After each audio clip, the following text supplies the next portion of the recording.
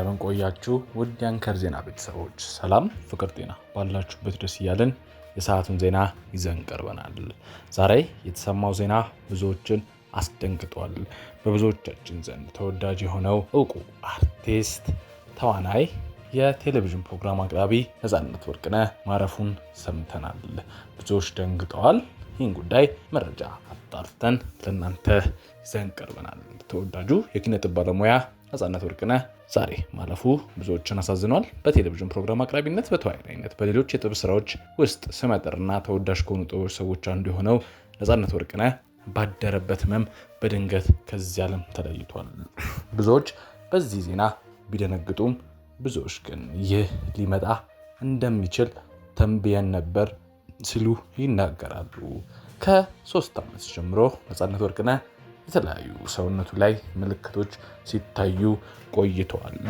በብዛት ሰው ዘንድ ተወዳጅነት ያደረሰው የቤተሰብ ጨዋታ ፕሮግራም ላይ አቅራቢ ሆነው ነፃነት ወርቅነህ ብዙዎቹ አይኑ አካባቢና የሰውነቱ ላይ ያሉ ለውጦችን በማስተዋል ተው ነፂ ይቅርብህ እረፍት አድርግ ሲሉ ተደምጠው ነበር። ሆኖም ግን ነፃነት ከዛሬ 1 ዓመት በፊት ኢቢኤስ ላይ ተመልሶ ሁሉንም በጸሎት ስለረዳችሁኝ አመሰግናለሁ፣ ወደ ጤንነቴ ተመልሻለሁ ሲል ኢቢኤስን ዳግም መቀላቀሉ ይታወሳል። ሆኖም ግን አሁንም ብዙዎች ሰውነቱና የአይኑን ከለር በማየት ነፂ አሁንም ደህና አይደለም፣ ሆኖም ግን የህዝቡን ለማስደሰት ደፋ ቀና ሲል እንደነበር ብዙዎች በዚህ መንገድ ያሱታል።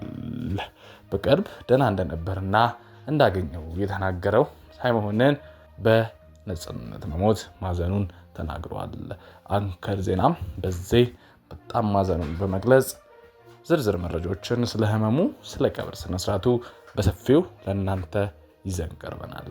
ለቤተሰብ፣ ለወዳጅ፣ ለሁሉም ነፍስ ይማር ብለን መጽናናትን እንመኝ። በተያያዘ ዜና ከትላንት ወዲያ ያረፉት የቀድሞ የኢትዮጵያ የደምቢዶሎ ዩኒቨርሲቲ ዋና ፕሬዝዳንት የነበሩትና የጠቅላይ ሚኒስትር አማካሪ ነበሩ ተብሎ የተነገረው የለታ ተስፋዬ እልፈት ጋር በተገናኙ የተለያዩ መረጃዎች እየወጡ ነው።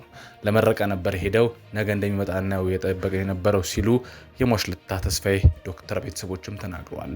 ጠቅላይ ሚኒስትር አማካሪ ነበሩ በሚል በማህበራዊ ሚዲያ እየተሰራጨ ያለው መረጃ ሐሰት ሲሉም ነው ተናግረዋል። የስራ ጉዳይ ልኡካን ቡድን ሆነ እንጂ የተባለው ሐሰተኛ መረጃ ነው ሲል የቅርብ ጓደኛው በዚህ ዙሪያ ተናግሯል። የደምቢዶሎ ዩኒቨርሲቲ የቀድሞ ፕሬዝዳንት ዶክተር ለታ ተስፋዬ የሞቱት ከመንግስት ልኡካን ቡድን ጋር ወደ አሜሪካ በሄዱበት እንደሆነና የጠቅላይ ሚኒስትሩ አማካሪ እንደነበሩና በማህበራዊ ሚዲያ በስፋትም ተሰራጭቷል።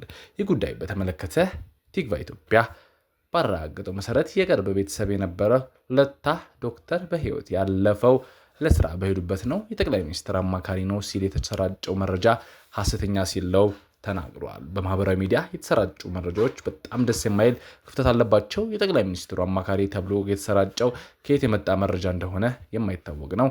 ለስራ ጉዳይ ልኡካን ቡድኑ ሆኖ ሄደ የሚለውም የተሳሳተ መረጃ ነው ሲሉ ተናግረዋል። 3ኛ ዲግሪ ፒኤችዲ ሰርቶ ለመርቃት ነበር ወደ አሜሪካ ሄደው ለመርቃት ሄዶ ነው ይህ ነገር የተፈጠረው እንጂ ለመንግስት ስራ አልነበረም ሲሉ እኚሁ አካል ተጨማሪ መረጃ ሰጥተውናል። የተሰራጨው መረጃ ሰውን ስላሳሳተው ኮሜንቶች በሙሉ አስቀያሚ ናቸው ሲል በሐዘን ሐሳቡን ገልጿል። ታዲያ እያገለገሉ የነበሩበት ተቋም የየትኛው ነው ሲል ላቀረብንላቸው ጥያቄም በፊት ደምቢዶሎ ነበር፣ ከዛ በኋላ ፒኤችዲ ነው እየሰራ ያለው፣ በዝርዝር ባልገባልህም ሌሎች ምደባዎች ነበሩ፣ ግን ሙሉ ለሙሉ አልገባም ነበር፣ ምረቃውን ጨርሶ ለመምጣት ነበር ሄደው ሲል በዚህ ጉዳይ ሐሳባቸውን ነግረዋል። እርስዎ እንዳሉት የጠቅላይ ሚኒስትር አማካሪ ነበሩ የሚለው ማህበራዊ ሚዲያ በሰፊው ተሰራጭቷል።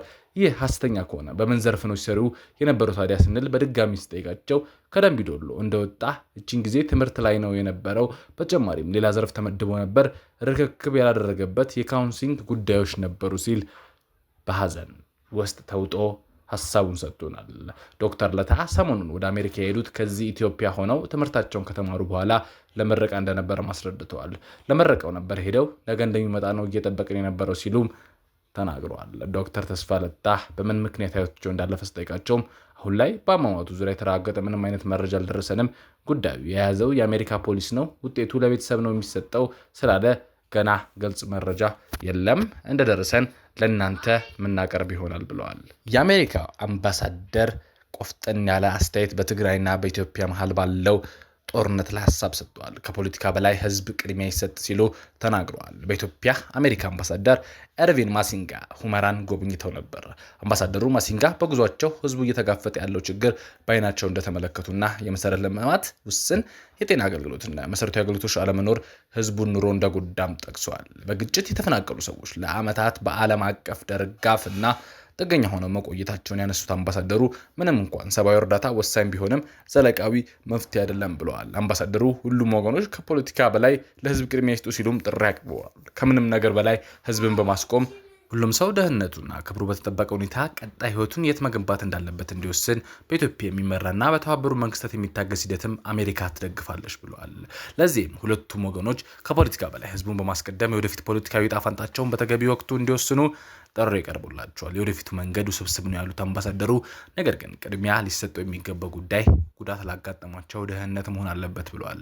አሜሪካ ኢትዮጵያ ለዘላቂው ሰላምና መረጋጋት የሚያደርጉት ጥረት ውስጥም ድጋፍ ለመስጠት ቁርጠኛ መሆኗን አመልክተዋል። ከጦርነቱ በፊት በትግራይ ክልል አስተዳደር ስር የነበረው ሁመራና አካባቢው አሁን ላይ በአማራ ክልል ስር ወልቃይት ጠገዴ ሰቲት ሁመራ ዞን በሚል እየተዳደረ ይገኛል። የአሜሪካው አምባሳደር ወደ ስፍራው ባቀኑበት ወቅት ከዞኑ አስተዳዳሪዎች ሌሎች አካላትም ጋር መምከራቸው መረጃዎች ከቦታው ደርሰውናል። አቶ እሸተ ደመላው የወልቃይት ጠገዴ ህዝብ በገዛ ርስቱ ሲሳደርና ሲገፋ መቆየቱን የዓለም አቀፍ ህብረተሰብ ያውቀዋል። የበደሉ መቋጫ የሆነው የማይካድራ ጅምላ ጭፍጨፋ ነው ሲሉም ተናግረዋል። የወልቃይት ጠገዴ ህዝብ በህወሓት አገዛዝ ዘመን ጥያቄው ታፍኖ በሀገርም በውጭም በደሉ እንዳይወጣ ተደርጎ ቆይቷል። ሰሚም አድማጭም የቆየ ህዝብ ነው ብለዋል። ከለውጡ ማግስት መንግስት የህዝብ ጥያቄ የእውነትና የፍትህ መሆኑን እውቅና የሰጠበትና የዓለም ማህበረሰብ በደሉን እንዲያይን የተደረገበት ማሳያ በኢትዮጵያ አሜሪካ አምባሳደር ኤርቪን ማሲንጋ በዞናችን መጥተው ያደረጉት ትልቁ ውይይት አንዱ ነው ሲሉም ገልጸዋል። የወልቃይት ጠገዴ ህዝብ አማራ ነኝ በማለቱ ብቻ ሲሰደብና ሲገፋ ቆይቷል ያሉት የወልቃይት ጠገዴ ህዝብ ሀገሩን የሚወድና በሰላም መኖር የሚያመጣ ባህሉንም የሚያከብር ኩሩ ህዝብ ነው ሲሉም አስረድተዋል። የወልቃይት ጠገዴ የአማራ ህዝብ የጎንደር በጌምድር አማራ መሆኑንና በርካታ ታሪካዊ ማስረጃዎች አሉን። ህዝቡም አማራ ነኝ በማለት ሞትን ሳይፈራ ለበርካታ ዓመታት ታግሏል። ለዚህ ጽኑ ትግል ነፃነቱን አውጇል ሲሉም አሳስበዋል። የወልቃይት ጠገዴ ህዝብ ጥያቄ ለመፍታት የሚደረገው መንገድ አብሮ በዘላቂያዊነት መንፈስ እንደሚቀጥሉም ተናግረዋል። በጋምቤላ ክልል ሁሉም አድማ ብተናና መደበኛ ፖሊስ አባላት ትጥቅ ይፍቱ፣ ትጥቅ ያስረክቡ ተብሎ መነገሩን በዚሁ በአንከር ዜና ለእናንተ ገልጸን ነበር። በጋምቤላ ክልል እስከ 11 ሰዓት ድረስ የአድማ ብተናና መደበኛ ፖሊስ አባላት ትጥቅ ፈተው እንዲያስረክቡ የተላለፈው አስቸኳይ ጥብቅ መመሪያ ብዙዎች ከምን ይመነጭ ነው ሲሉ ተናግረዋል። ጥያቄውም አንስተዋል። በቅርብ ወደ ኃላፊነት የመጡት ኮሚሽነር ኡማኖ ጉላ በክልሉ ተፈጥሮ የነበረው የጸጥታ ችግር ምክንያት ለጸጥታ መዋቅሩ የተሃደሱ ስልጠና መስጠት አስፈላጊ በመሆኑ ነው ሲሉ ይህንን ጉዳይ አድበስብሰው አልፈዋል። የተወደዳችሁ ተመልካቾቻችን ለሰዓቱ ያዝናችሁ ዜናዎች ይመስላሉ። የዩቲዩብ ገጻችንን ሰብስክራይብ፣ ሼር፣ ላይክ በማድረግ አጋርነታችሁን አሳዩን። ሰናይ ጊዜ